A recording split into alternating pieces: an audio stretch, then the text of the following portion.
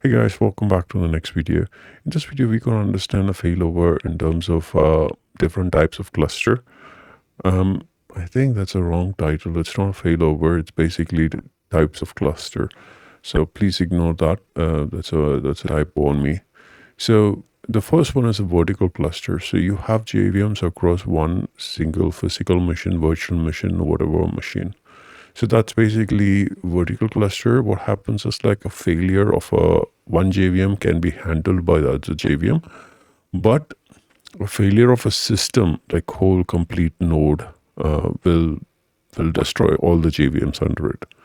In terms of horizontal cluster, you have JVMs across multiple physical machines. So here you have WLS host 1 hosting all these JVMs.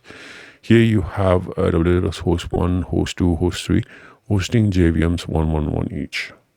But this can be a little cost ineffective because you have to involve like multiple hosts over here. In terms of hybrid cluster, you're going to have one or more servers each server, and you're going to have 2 servers minimum.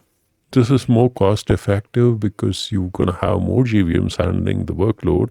At the same time, less servers are involved here.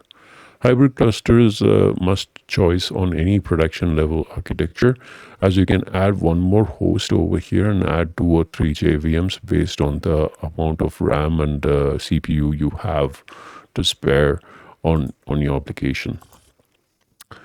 All right, guys. So this is what I wanted to talk to you on this video. This is the type of clustering, and I'll see you on the next one.